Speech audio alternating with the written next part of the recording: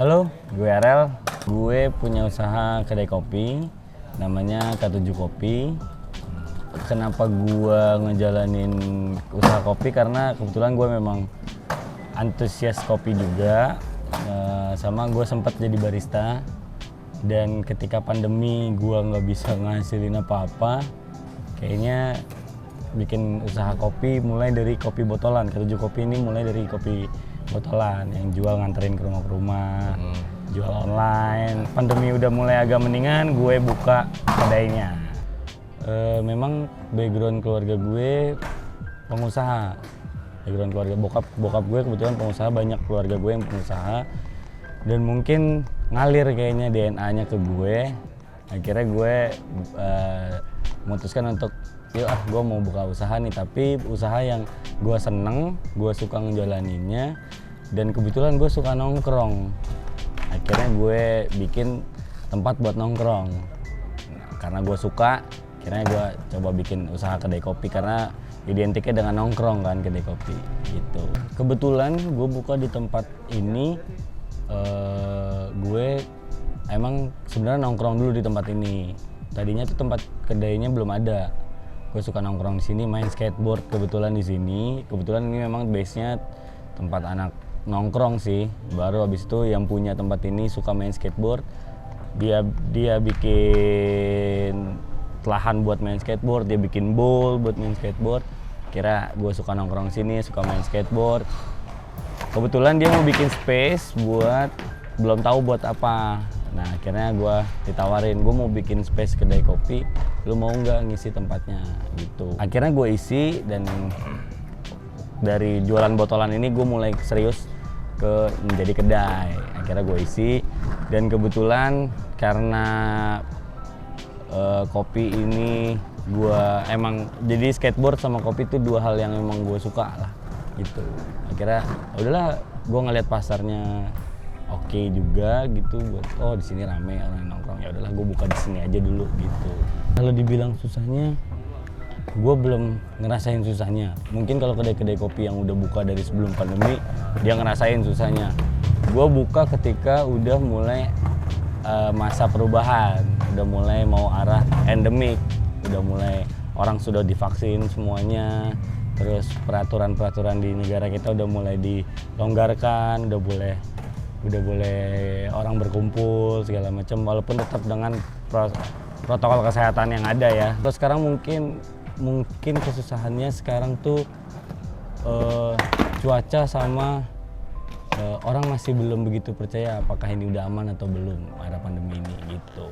Gue sebenarnya kedai kopi, tapi karena gue juga kebetulan gue suka minum-minum yang agak beralkohol. Terus gue suka bikin koktail, gue suka minum koktail, suka ini. Ada sedikit deh pengetahuan gue tentang koktail dan mocktail gitu. Berhubung di sini gue tidak mau menjual minuman beralkohol, akhirnya gue bikin mocktail. Dari sekian banyak varian kopi, gue masukin sedikit mocktail, beberapa menu.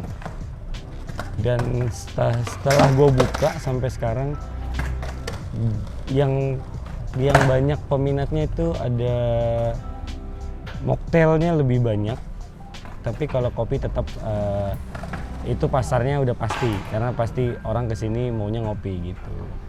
Gue juga kebetulan bulan lalu baru mulai ada di GoFood sama di Grab, di online lah. So gue udah mulai beraktif di online gitu.